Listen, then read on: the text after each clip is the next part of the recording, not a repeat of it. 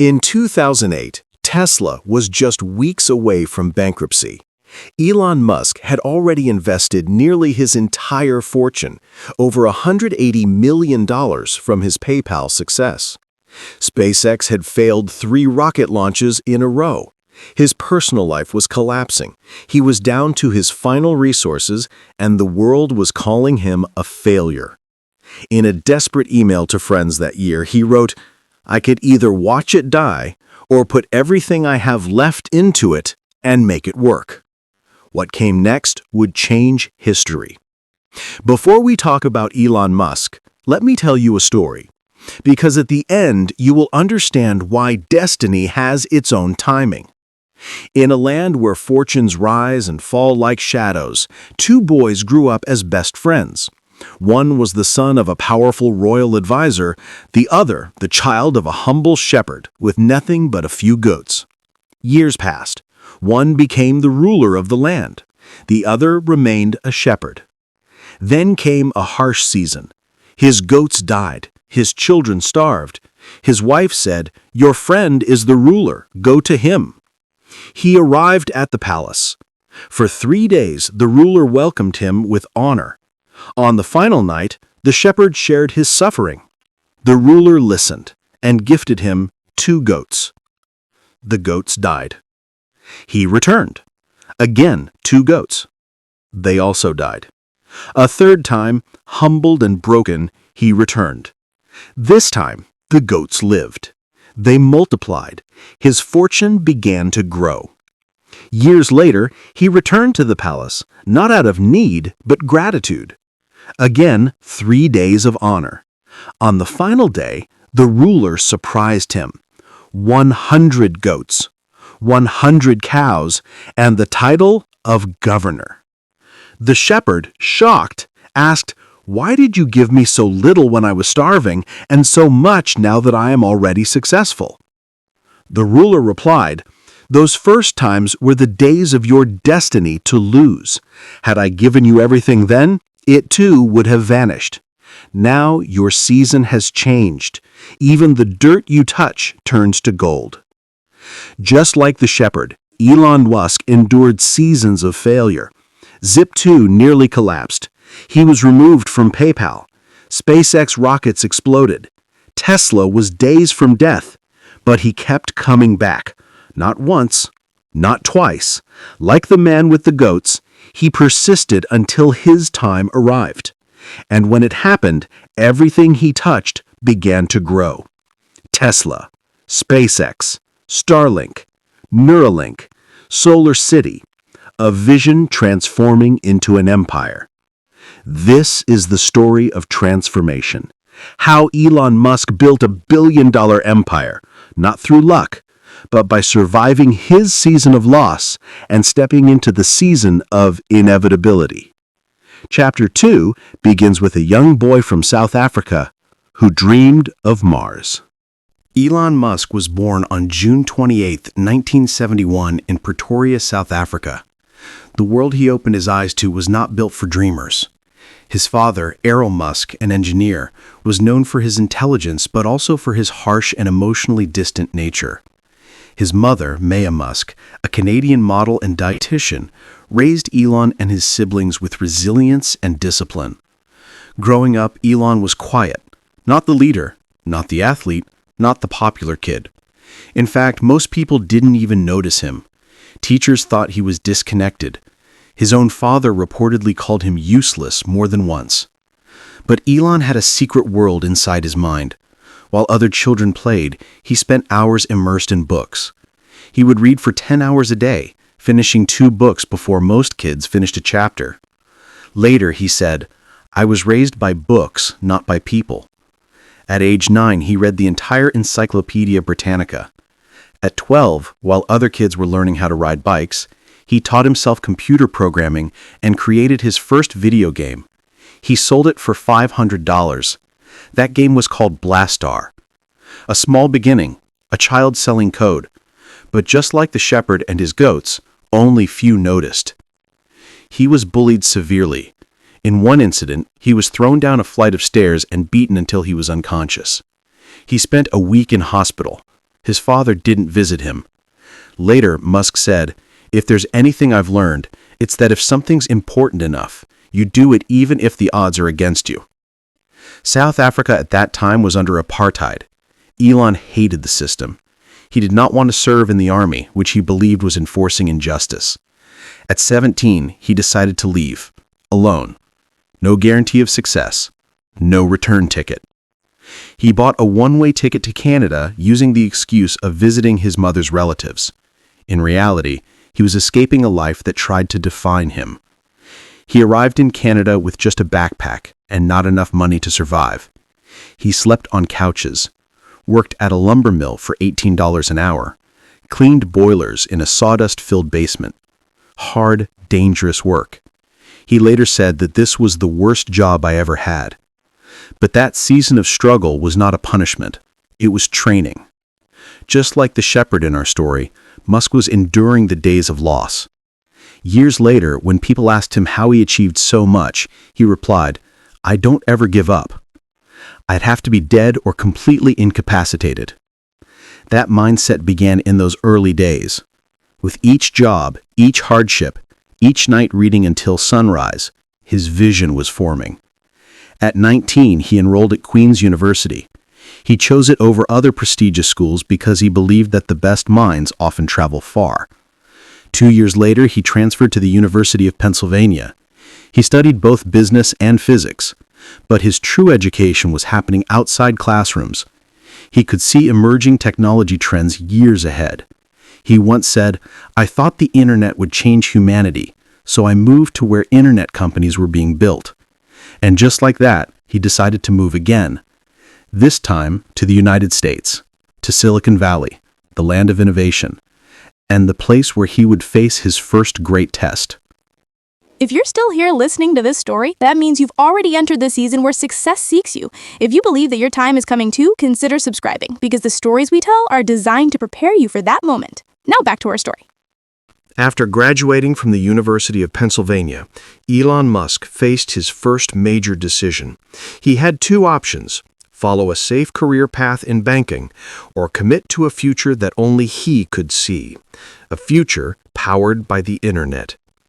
In the mid-1990s, most people didn't understand the internet.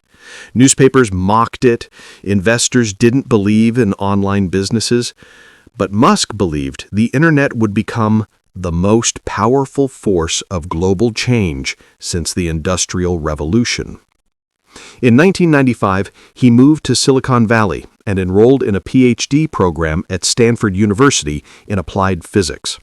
But he quit after just 2 days. People thought it was insane. He said, "The internet was happening right then. I didn't want to be left behind." He decided to start a business. He had no office, no investors, no financial security. But what he did have was determination, and a rented small office space with his brother, Kimball Musk. They slept on the office floor, took showers at the local YMCA, ate cheap meals, worked day and night. That company would later be known as Zip2. Zip2 was a software startup that helped newspapers provide online business directories and maps. In today's terms, it was like a very early version of Google Maps and Yelp. When they pitched the idea, most people rejected it. Critics said, "Who would ever read news on a computer?" Some even laughed. Musk offered to work for major newspapers for free just to show them the concept. He kept pushing. Finally, after months of rejection, a company invested $3 million into Zip2. It wasn't success, just survival. But from there, Zip2 grew rapidly. 4 years later, in 1999, Compaq acquired Zip2 for $307 million in cash and $34 million in stock options. Elon Musk was 27 years old. His share was $22 million. But instead of taking the money and retiring, he reinvested nearly all of it into his next company.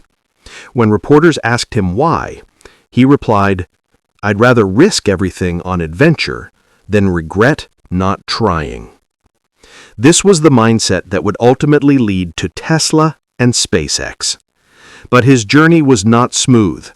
His next company, X.com, eventually became PayPal, not without conflict, betrayal, and being ousted from his own company. But each setback was shaping him. Just like the shepherd receiving goats, Elon was learning how to manage failure, rebuild, and grow. Each company was like another goat. Some failed, some survived, and eventually, one would multiply beyond imagination.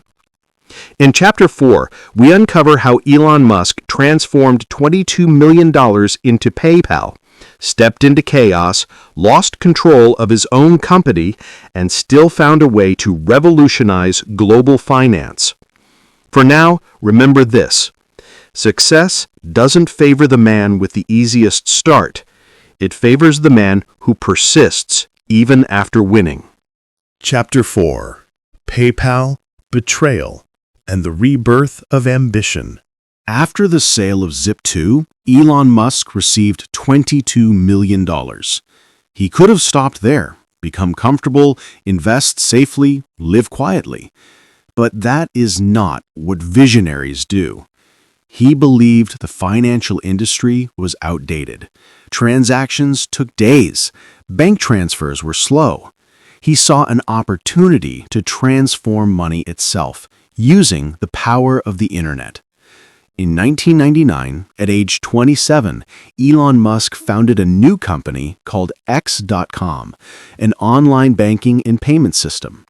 At that time, online payments were rare, and most major banks dismissed the concept as unrealistic. Musk invested almost every dollar from his Zip2 sale into X.com. He was going all in, again. Soon after, a competing company called Confinity entered the space. It was founded by Peter Thiel and Max Levchin. They later merged with X.com, and together, they created what would eventually be known as PayPal. But merging did not mean peace. The leadership clashed. Elon believed they needed to push fast, aggressively, and innovate with no compromise. Others preferred a cautious approach. In 2000, while Elon Musk was on a flight to Australia for his honeymoon, the board held a secret meeting. By the time he landed, he was told that he had been removed as CEO of his own company. He described that day as one of the most painful moments in his life.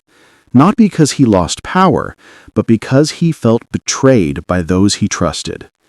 Yet, just like the goats that died, this phase was still part of his season of loss. Musk stayed on as the largest shareholder, but he had no control over the company. Eventually, in 2002, eBay acquired PayPal for $1.5 billion. Musk received $180 million from the deal. He had been removed from leading the company, but he had still won the war. And once again, instead of keeping the money, he reinvested almost everything. When journalists asked him why he risked so much, he replied, "I could either watch it happen or be a part of it." He invested $100 million into SpaceX, $70 million into Tesla, and $10 million into SolarCity. That was a total of $180 million. He had literally nothing left. He had invested every last cent. When asked if that was risky, he answered, "Yes, I didn't expect to have a backup. I assumed everything would go to zero. But I was okay with that." That decision set the stage for the most incredible comeback in modern business history. But it wasn't immediate. In the next chapter, we will see how Tesla almost disappeared, how SpaceX nearly shut down, and how Elon Musk went from a billionaire on paper to borrowing money for rent. Because before destiny brings success, it brings its final test. Chapter 5: Rock Bottom. The day everything almost ended. In 2003, Elon Musk invested everything into Tesla and SpaceX. What most people didn't know was that at that time, he was not growing his wealth, he was risking it all. By 2008, Elon Musk was at absolute rock bottom. Tesla was struggling with production issues, SpaceX had already failed 3 rocket launches, and his personal life was falling apart. His marriage was ending. That same year, during an interview, he said, "I was going through the most difficult year of my life. It felt like life was slowly breaking me apart." In August 2008, Falcon 1, SpaceX's 3rd rocket attempt, exploded mid-flight. Millions of dollars gone. Years of work destroyed. Investors were losing confidence. Engineers were exhausted. Many employees thought SpaceX would close. Tesla was also weeks away from bankruptcy. Elon had run out of money. He later said, "I had to choose which company to save. There was only enough left to keep one alive." He didn't choose. He split what little remained and tried to save both. At that time, Elon Musk, a man whose companies were valued in the hundreds of millions of dollars, was borrowing money from friends just to pay rent. He wasn't just risking his fortune, he was risking his future. People asked him why he didn't just stop. He replied, "Because I believed the world needed these companies more than I needed safety." Then came December 23, 2008. SpaceX prepared for its 4th rocket launch. Everything was on the line. If the rocket failed, SpaceX would shut down. On the day before launch, a member of his team asked him, "What if this doesn't work?" Elon Musk looked at him and said, "Then we're finished. But if there's even a 1% chance of success, we have to try." The rocket launched. This time, it succeeded. SpaceX became the first private company in history to reach orbit with a liquid-fueled rocket. 3 days later, NASA awarded SpaceX a $1.6 billion contract. With that, SpaceX was saved. 1 month after that, in January 2009, Tesla secured investment that kept the company alive. In less than 30 days, Elon Musk went from being on the brink of collapse to leading 2 companies now on the path to global disruption. As Elon said, it was the lowest point followed by the highest. And just like in the story of the shepherd, when the last 2 goats finally survived, everything multiplied. Today, Tesla is worth over $1 trillion. SpaceX is pioneering Mars travel, and Elon Musk became the richest person in the world. But it only happened because in his season of loss, he continued. Chapter 6: The Rise. From Survival to Shaping Humanity. After years of survival, burnout, and financial collapse, Elon Musk reached a turning point. The season of loss ended. What began next wasn't just recovery, it was revolution. In 2010, Tesla Motors went public. It was the first American car company to IPO since Ford in 1956. But very few believed it would survive. Critics predicted failure. Traditional automakers dismissed him. But Elon had something no one else did, an obsessive commitment to solving what others believed was impossible. In 2012, SpaceX successfully launched the Falcon 9 and became the first private company in history to deliver cargo to the International Space Station. 2 years later, something unbelievable happened. For the first time ever, a rocket returned back to Earth and landed vertically. This single breakthrough changed the economics of space forever. Reusability was achieved. Costs dropped by nearly 90%. At Tesla, production scaled at a level the industry hadn't seen before. In 2020, Tesla became the world's most valuable automaker, surpassing Toyota. That same year, in the midst of a global pandemic, Elon Musk became the richest person on Earth with a net worth exceeding $200 billion. Not because he created luxury products, but because he built for humanity's future. SpaceX works on the Mars colonization mission. Tesla works on sustainable Earth transport. Neuralink researches brain-machine interfaces. Starlink connects remote communities worldwide. And through the Boring Company, cities may one day be restructured beneath ground to ease transportation. In December 2021, Time magazine named him Person of the Year. They described him as, and I quote, "the man who aspires to save our planet and get us to another one." But if you look closely, something becomes clear. Elon Musk wasn't fueled by wealth. Wealth came later. He was fueled by purpose. You see, success does not arrive when you finally receive everything. It arrives when you have survived losing almost everything and kept moving. Just like the shepherd in our opening story, Elon Musk received his last 2 goats when his season changed. First, he was forced to improve. Then, the world rewarded him. He once said, "When something is important enough, you do it even if the odds are not in your favor." That's how rockets launched when even NASA doubted. That's how a nearly bankrupt electric car company became worth more than every other automaker combined. People often ask, what's the secret? There is none. What truly separates him is relentless pressure, clarity of vision, a willingness to take risks most people avoid, and the resilience to endure pain few could tolerate. Elon Musk worked 100-hour weeks for decades, slept on factory floors, risked his fortune more than once, lived with failure on repeat before daring to believe in another try. And now, billions follow his decisions, industries pivot because of his convictions, nations adapt because of his innovations. But here's the truth. Elon Musk's greatest achievement is not Tesla, not SpaceX, not even becoming the world's richest man. His greatest achievement is proving that what once sounded crazy, unrealistic, and impossible could be engineered into existence if someone refuses to quit.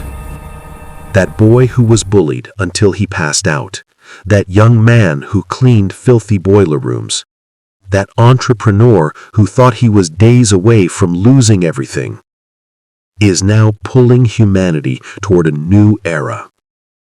This is what happens when the season changes. Now, let me ask you directly. What if your moment is approaching?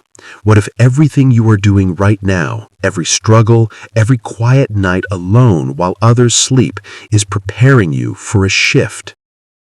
Because sooner or later, if you keep going, one opportunity will come that doesn't die like the goats from our story. It will live, grow, multiply, and then everything changes. This documentary isn't just about Elon Musk. It's about what's possible when the world gives you nothing, yet you decide to build anyway. If you are still watching, you were meant to hear this. The future will not be shaped by those who waited. It will be shaped by those who tried again.